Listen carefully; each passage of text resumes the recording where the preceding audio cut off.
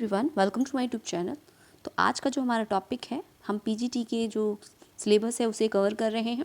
तो first unit हमारी complete हो चुकी है, ये सेकंड यूनिट है जिसमें हमने ऑगस्ट कॉम्ट को, उनके कॉन्सेप्ट को कवर कर लिया है। उनकी जो बायोग्राफी थी, उनकी बुक्स वगैरह थी जो इम्पॉर्टेंट, वो भी कवर की, और हमने उनके कॉन्सेप्ट को वन बाय वन, जो उन्होंने लॉ ऑफ थ्री स्टेज और हायरार्की दी थी साइंस की, वो सभी कुछ मैंने वीडियो के थ्रू आपको प्रोवाइड किया है।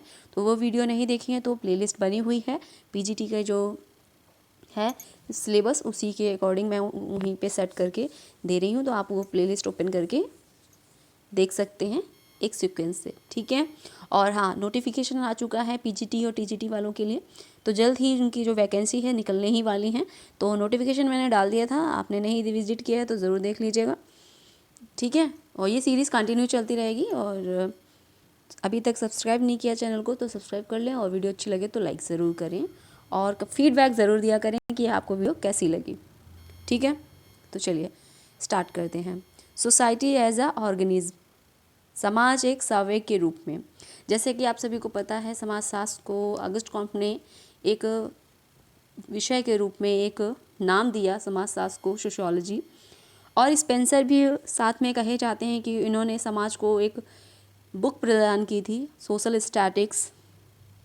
वो बुक इनकी पहली पुस्तक थी समाजशास्त्र पर। और इनका और ऑगस्ट कॉम्ट का कोई विचार देखा जाए तो सेम मिलता है, लेकिन एक दूसरे से बिल्कुल अनभिज्ञ थे। जब अपने विचारों को इन्होंने पुस्तक के माध्यम से अपने विचारों को व्यक्त किया था, ऐसा कहा जाता है कि इनके जो विचार हैं हूबहू एक दूसरे से मैच करते हैं, जबकि ये एक दूसरे को नहीं जानते थे। इनके विचारों में इतनी समानता दिखती है। तो ऐसा माना जाता है कि हाँ, समाजशास्त्र को इन्होंने जो सावयवी सिद्धांत दिया, इन्होंने समाज को एक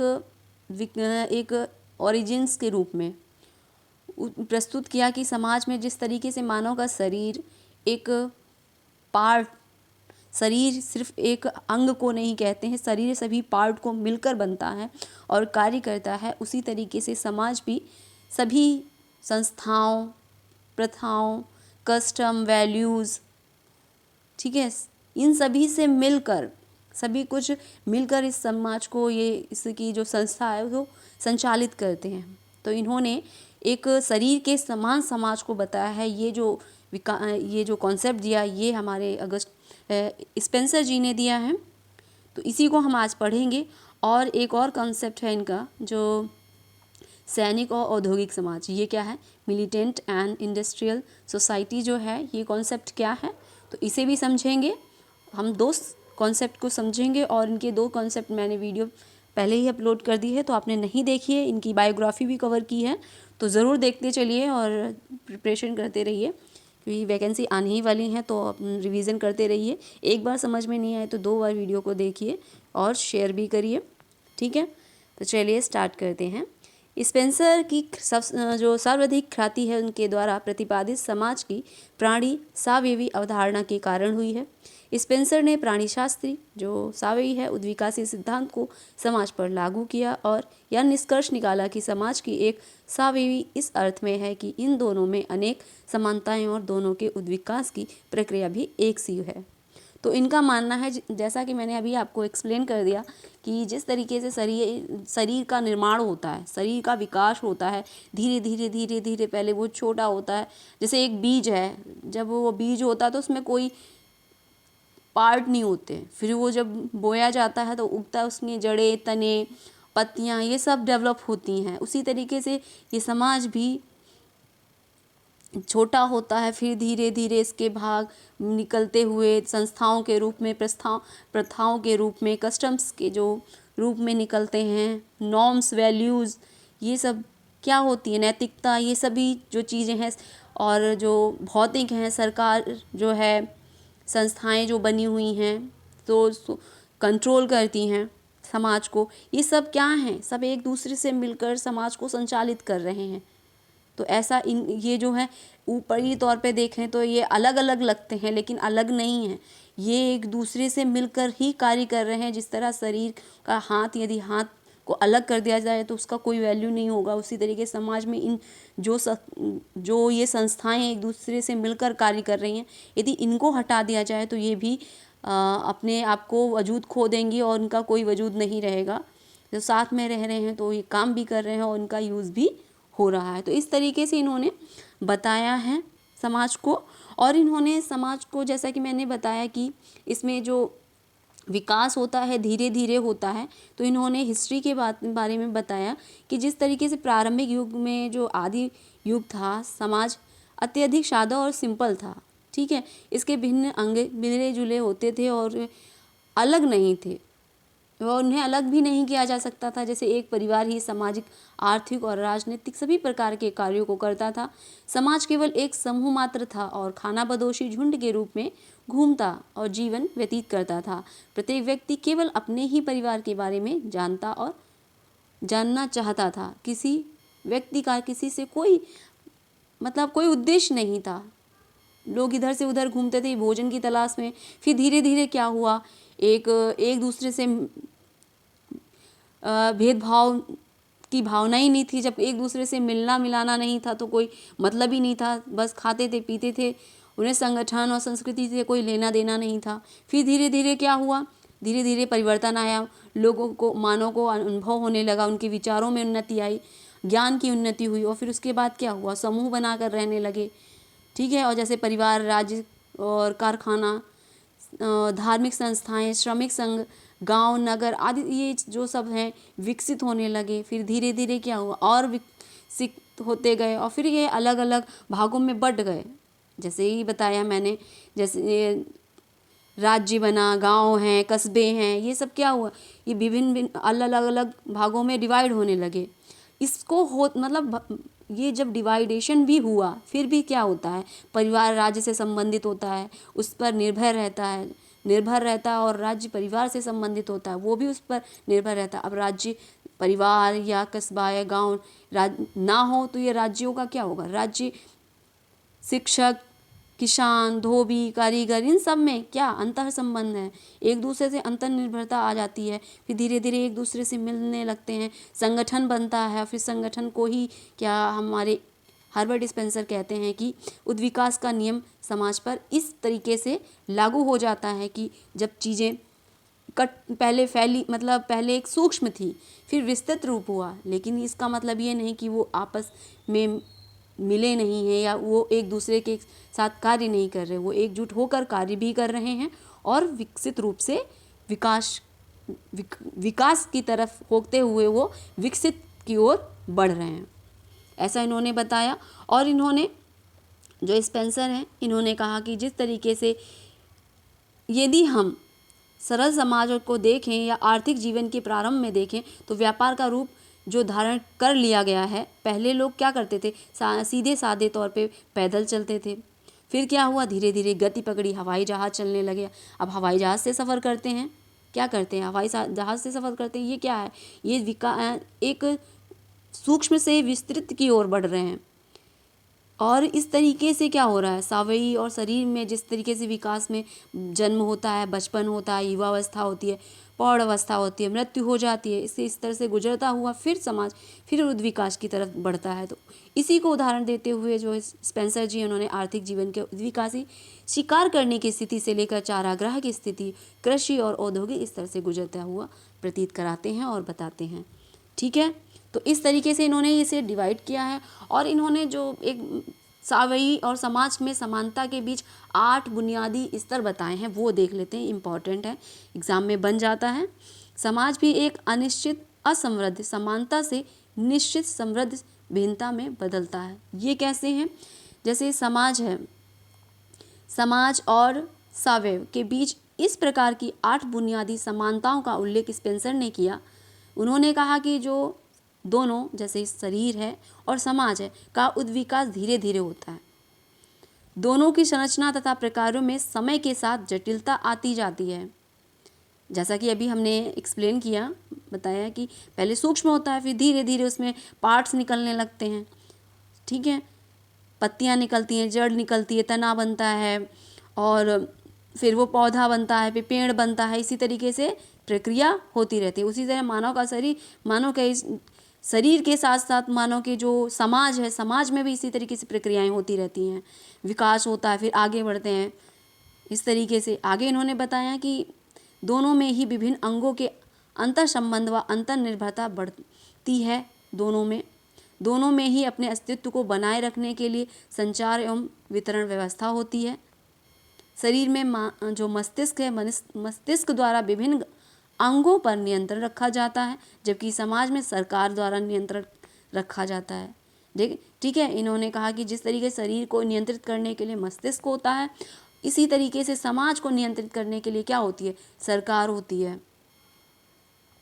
शरीर विभिन्न कोष्ठों से मिलकर बनता है। वैसे मैंने ये नियंत्रण की बात बताई, इन्होंने 4 नियंत्रणों को बताया था। कस्टम्स को इन्होंने बताया था नियंत्रण के बारे में। तो और इन्होंने बताया था कि जो समाज है उसे नियंत्रण रखने के लिए चीज़ों का जो उपयोग किया जाता है वो होते हैं हमारे जो सरकार होती है, धर्म होता है, सामाजिक प्रथाएं बताई थी, नैतिकता बताई थी। तो ये इन्होंने बताया था धर्म को, जो समाज को नियंत्रित करने के ये साधन हैं, ये यंत्र हैं। इन्होंने आगे बताया कि शरीर को जिस तरीके से ये बता दिया, शरीर विभिन्न कोष्ठों से मिलकर बना होता है, समाज व्यक्तियों से मिलकर बना होता है। शरीर के अंगों के पृथक हो जाने पर शरीर का तथा समाज को अंग के पृथक हो जाने पर समाज का अस्तित्व समाप्त हो जाता है। जिस तरह शरीर के अंगों के पृथक हो जाने पे शरीर का जो अंग हटा है उस शरीर से उसका कोई वैल्यू नहीं होती, कोई वजूद नहीं रह जाता, उसी तरीके समाज से यदि कोई व्यक्ति हट जाता है तो समाज को अंगों के पृथक हो जाने पर समाज का अस्तित्व भी समाप्त हो जाता है। ठीक है, जिस तरीके से शरीर का कुछ जो संस्थाएं जुड़ी हुई हैं, जो कार्य कर रही हैं, यदि वो हट जाएं, सिस्टम से हट जाएं तो उनका भी कोई वजूद नहीं रह जाता। आगे देखते हैं। आगे इन्होंने बताया, समाज को इन्होंने स्पष्ट करते हुए बताया कि समाज जिस तरीके से अभी हमने एक्सप्लेन किया था कि समाज सरलता से जटिलता के नियम के आधार पर व्यक्त किया। स्पेंसर ने 4 समाज बताए कि इस तरीके से समाज सरल था, फिर जटिल हुआ। पहले सरल समाज था, फिर मिश्रित समाज हुआ, दोनों मिक्सअप हो गए, फिर दोहरे मिक्सित हुए, फिर तिहरे मिक्सित हुए। तो इन्होंने समाज के जो प्रकार बताए हैं 4 बताए हैं, सरल समाज, मिश्रित समाज, दोहरे मिश्रित समाज और तिहरे मिश्रित समाज। ठीक है, simple society, compound society and double compound society और ट्रिपली कंपाउंड सोसाइटी। ठीक है, तो इस तरीके से इन्होंने बताए हैं समाज को। तो ये भी याद रखना है, स्पेंसर के कितने समाजों की बारे में उन्होंने बताया है, ये आ सकता है क्वेश्चन में ये भी दे दिया जाएगा कौन कौन से समाज, ऑप्शन दे दिए जाएंगे। तो इस तरीके से आपको याद रखना है कि हर्बर्ट स्पेंसर ने कितने प्रकार के समाज के बारे में बताया है। ठीक है, आगे देख लेते हैं। वर्कर का जो एक कॉन्सेप्ट है, उन्होंने बताया कि सावयवी विकास की धारणा से शुरू करके स्पेंसर ने व्यक्तिवाद के औचित्य को दर्शाना चाहा और सावयवी एकता की धारणा में समाप्ति करके समाजवाद के उचित ठहराया। ऐसा इन्होंने जो स्पेंसर के जो वर्क थे उसको देखते हुए अपनी परिभाषा दी। चलिए अब देख लेते हैं सैनिक और औद्योगिक समाज क्या है। सैनिक और औद्योगिक समाज, इन्होंने मिलिटेंट एंड इंडस्ट्रियल सोसाइटी के बारे में क्या बताया। इन्होंने यहाँ पे मैं सिंपल बता दूँ तो कुछ नहीं है। इन्होंने जैसे कि अभी समाज के बारे में बताया कि समाज पहले सिंपल था, तो सिंपल में इन्होंने बताया कि समाज पहले एक समाज जो था सर्वप्रथम एक असीमित खाना बदोशी झुंड के रूप में रहता था। धीरे धीरे समाज में जटिलता आती गई और जटिलता आते आते वो समाज एक दूसरे से संगठित होते होते फिर क्या हुआ, उसमें औद्योगिकरण आने लगा। लोग पहले झुंड में रहते थे, एक राजा बना लेते थे या एक कहीं कोई भी कार्य करते थे तो एक समूह के रूप में कार्य करते थे, एक युद्ध मुखिया बनाते थे, राजा बनाते थे, फिर उसे विकसित करते थे कि हाँ ये राजा है और उसी के आधार पे सिस्टम चलता था। फिर उसके बाद क्या हुआ, धीरे धीरे समाधान राजा के अराजकता फैलने लगी, फिर युद्ध होने लगे, मृत्यु होने लगी। तो उसके बाद उस समस्याओं का निवारण करने के, जब से राजा होता था, एक सपोज दैट पहले क्या होता था कि पहले राजा होते थे, एक जनता होती थी और एक राजा होता था। राजा के यदि पुत्र नहीं हुआ तो क्या होता था, वो यदि राजा युद्ध में मर गया तो फिर उसके बाद क्या आया, वंशावली की स्थिति जो हुई कि अब राजा का राजा बेटा राजा होता है। तो ये समस्या उत्पन्न होती थी कि यदि वो मर गया तो उसके बाद कौन राजा चुना जाए। तो इस आधार पे वंशावली की समाप्ति होने लगी। धीरे धीरे फिर राजा को खुद स्टैंड कर किया जाने लगा कि भाई समूह में किसको राजा बनाया जाए। तो इस तरीके से ये समस्याएं होती गई। धीरे धीरे इसका भी निवारण किया गया।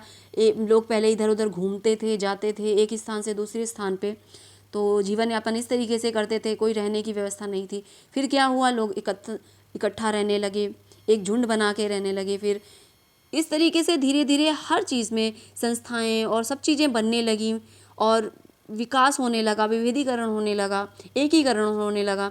अलग अलग जगह पे कुशलतापूर्वक सब रहने लगे, राजकीय मशीनरी का विकास होने लगा, मंत्रिमंडल बने, फिर धीरे धीरे शासन व्यवस्था आई, न्यायिक संस्थाएं आए, राजस्व आया, सैनिक संगठन आया। तो सब चीज़ें क्या हुई, सरलता से जटिलता की तरफ गुत्थी बनती हुई चली गई।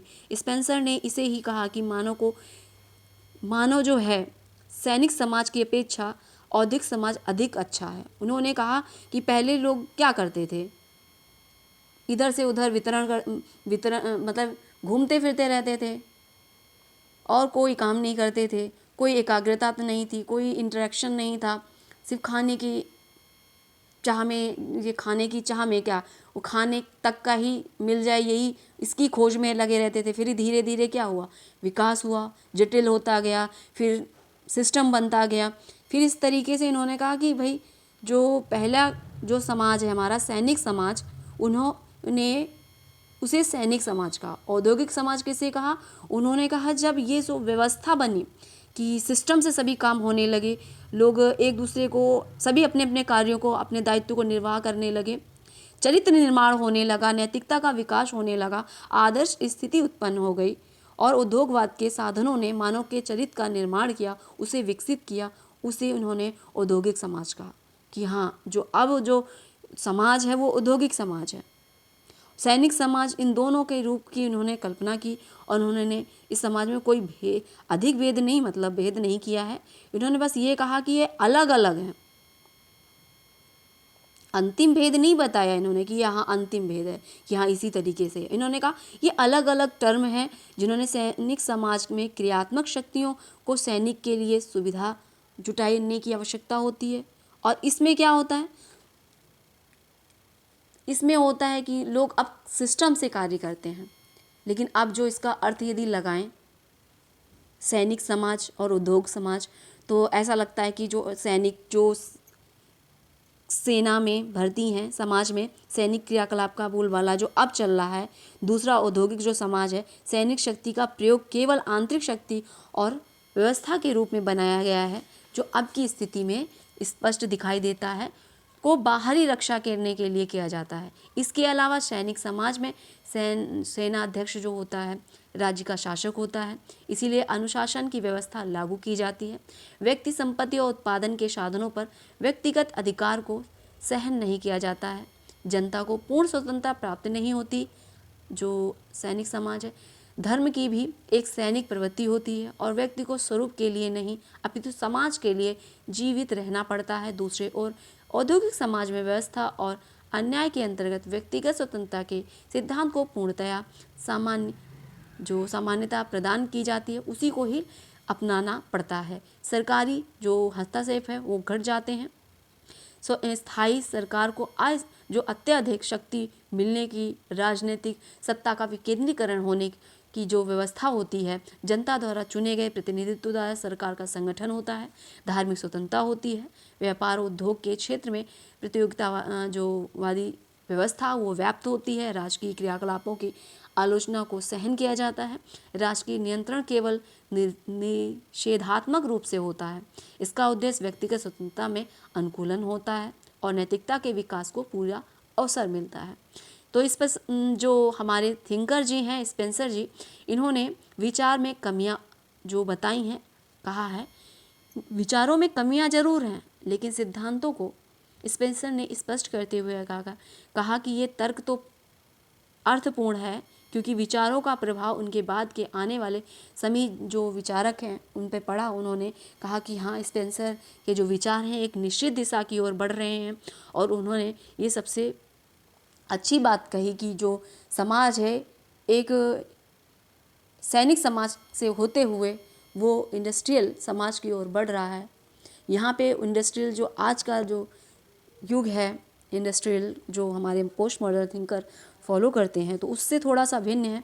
भिन्न क्या है, उन्होंने सरल समाज को जटिल समाज की ओर प्रवृत्ति करते हुए आगे बढ़ाया है। तो ये था हमारा जो कॉन्सेप्ट आपके स्पेंसर जी का। आई होप आपको समझ में आया होगा। सैनिक समाज, औद्योगिक समाज काफ़ी इंपॉर्टेंट है। एग्जाम में क्वेश्चन डायरेक्ट बनेंगे, ऐसा डीप क्वेश्चन नहीं आता है पीजीटी में, तो लेकिन मैंने यहाँ पे एक्सप्लेन इसलिए कर दिया ताकि आपको एक्सप्लेन तरीके से, मतलब डिटेल तरीके से समझ में आ जाए कि औद्योगिक समाज और सैनिक समाज में इन्होंने क्या डिफरेंस बताया है। ठीक है, तो आई होप आपके लिए वीडियो काफ़ी हेल्पफुल रही होगी। नेक्स्ट वीडियो में फिर मिलते हैं अगले थिंकर के साथ। अब हम थिंकर कवर करेंगे दुर्खिम जी को, उनकी बायोग्राफी, उनके वर्क और उनके कंट्रीब्यूशन, उनकी बुक्स वगैरह जो भी हैं, जो एग्ज़ाम के पॉइंट ऑफ व्यू से इंपॉर्टेंट रहेंगे, उन सभी को कवर करेंगे। तो चलिए नेक्स्ट वीडियो में फिर मिलते हैं। फीडबैक ज़रूर देना कि वीडियो कैसी लगी। नेक्स्ट वीडियो में फिर मिलते हैं। Thanks for watch.